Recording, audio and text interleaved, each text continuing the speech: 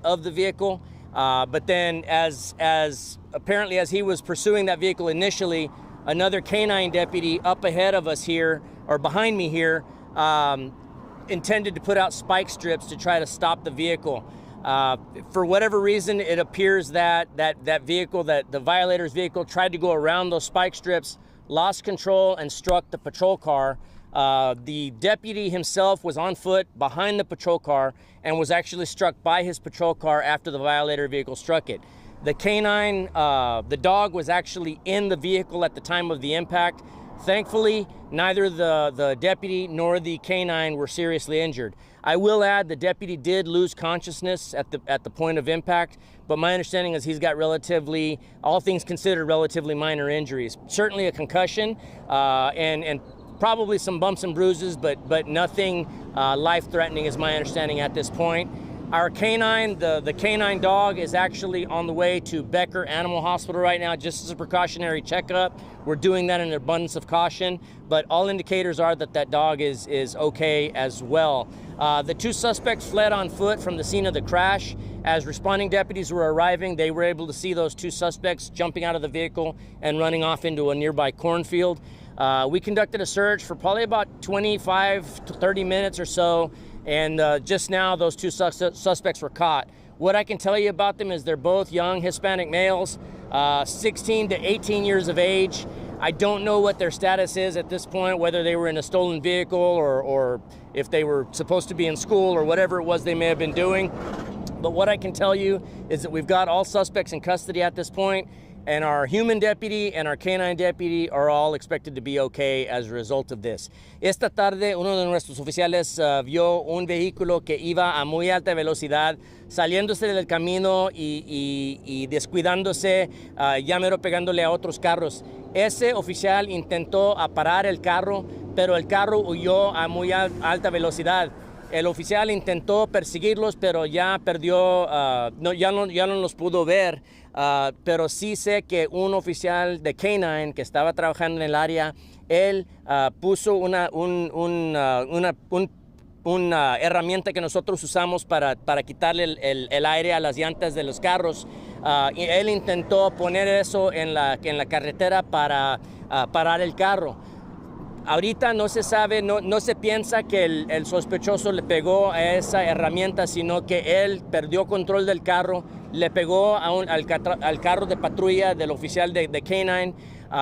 El oficial estaba a pie, pero estaba atrás de su carro de patrulla. Entonces el carro del sospechoso le pegó al carro de patrulla, el carro de patrulla atropelló el oficial, lo tumbó, sí lo noqueó. El perro, nuestro perro, sí estaba dentro del carro, pero no sufrió heridas serias de lo que nosotros podemos ver. El oficial sí perdió conciencia, pero sí ya él ahorita está en el hospital con heridas menores, se piensa. Y ahorita se sabe que ellos dos están bien y se piensa que van a sobrevivir con heridas menores. Los dos sospechosos, ya sé que son dos hombres latinos, uno de 16 años de edad, uno de 18 años de edad, pero ahorita no se sabe si el carro donde ellos andaban era robado o qué fue, por qué iban huyendo ellos, pero sí se sabe que ellos van a enfrentarse con varios cargos. Any questions? What different assets, like air assets, did you have to get out? Well, we did have SAPD Eagle was out here with us, and at the time that we were able to make the apprehensions, our drone unit was about to get airborne because Eagle had to go and refuel, and so thankfully we had just about overlapping air assets out here to help us out. Did they flee through the cornfield to It looks like. No, they made it through the cornfields and into a residential area, and it's a rural area, so the residential lots are pretty big.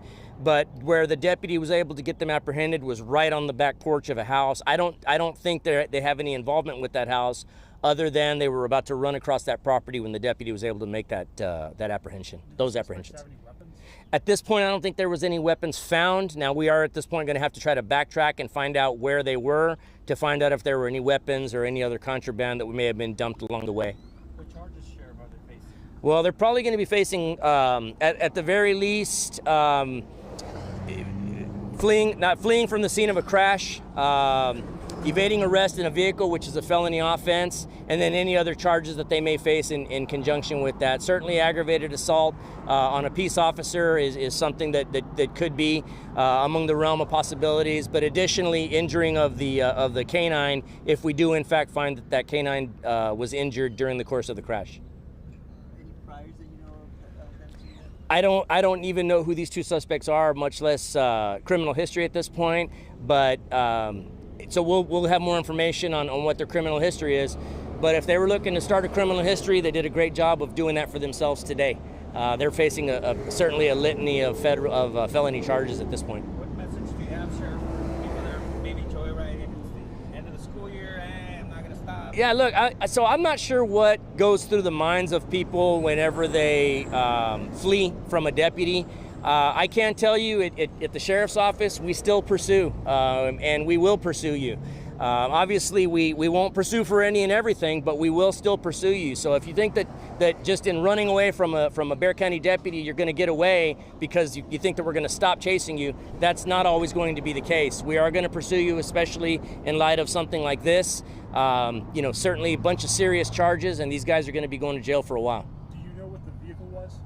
It was a black small sedan. I wouldn't be able to. I just saw it as I was passing by, going to the scene. So all I know was a small dark colored sedan, but I don't know make or model at this point. Are there issues with people still stealing and taking joyrides and Kias and Hyundais? Well, certainly yes. As we've seen with some of the import vehicles, Kias and Hyundais, namely, that is still a trend where we see people stealing those. At this point, I don't have any indicators that this was that, but it's certainly not outside the realm of possibilities that that's occurring.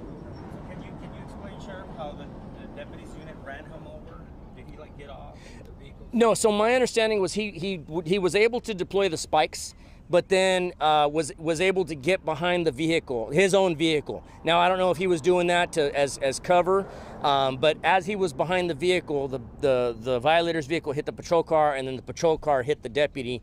Thankfully, he was thrown free from the wreckage by the looks of it, that the cars didn't go over him, but he did lose consciousness. So it was certainly a substantial crash. We're just fortunate that he or the dog were not substantially injured. The dog was inside the vehicle. The canine, the deputy had not deployed the dog. All he did was get out of the car to deploy the strips. Is this a busy area? Is it kind of busy? Well, it's a rural area, but there is quite a bit of traffic, all things considered. And being that it's a rural road, people do tend to pick up some speed here. The deputy himself was just over the other side of this hill that's behind us. So no doubt, as the suspect came over that hill, he was surprised to see not only a deputy, but spike strips waiting on him. Is there anything like that for a while? We are going to have it blocked off for a while. I know that school's probably about to let out, or they're probably doing early release today because of the last day of school. So we certainly would ask people to be patient with us. We're going to try to get this thing handled as quickly as we possibly can. But just please understand, in a serious situation like this, we've got to make sure and we process this crime scene correctly, take measurements, and do everything we need to do. So I would ask people to just be patient with us. We certainly don't mean to disrupt your daily commute or your daily lives any more than we need to, but we've got a job to do at this point. Are you seeing an uptick in, school-age kids doing stuff like this as school comes to an end? Well, certainly this is one of the areas where we've been concentrating our school safety task force efforts for obvious reasons. I think now that school's letting out with summer coming, I think it's safe to say that it's going to start getting a little crazier for all of us. And so, we're ready to do whatever we need to do to keep the community safe. So we would ask parents to just make sure that you're stressing to your kids that, a little harmless fun can get out of control and get downright deadly if you don't watch what you're doing. And lastly, how frustrating is it that, someone was so reckless that you had a deputy knocked out? How frustrating? Well, it's extremely frustrating that these guys showed no regard for human life. That's what prompted the deputy to start trying to stop them initially, is they were driving the wrong way on the road, almost going head on into oncoming traffic. And so that's frustrating in and of itself. The fact that the deputy and the canine are expected to be okay. That's certainly a sigh of relief, but we could easily be sitting here having a much different conversation had things just gone that much more wrong. And so we're happy at the outcome. We're satisfied with the outcome that our deputy and the dog are going to be okay, but it's just frustrating that these two young men decided to take everybody's life into their hands, and we're just fortunate that everybody got out with their lives. Can you tell Thank us, you, sir. Sheriff, what schools or if any school was on lockdown? I don't know if the schools were on lockdown. I know that the Southwest ISD police chief and an administrator were out here with us. I don't know to what extent they did anything with the schools, but I do know that at least one concerned parent just stopped as we were starting this press conference. But again, the schools are safe and sound. This doesn't involve the schools at all, but certainly the school district out here, they're partners with us on our task force, and they do a great job at taking care of those kids. Thank you. Thank you, Sheriff. I don't know. Yeah.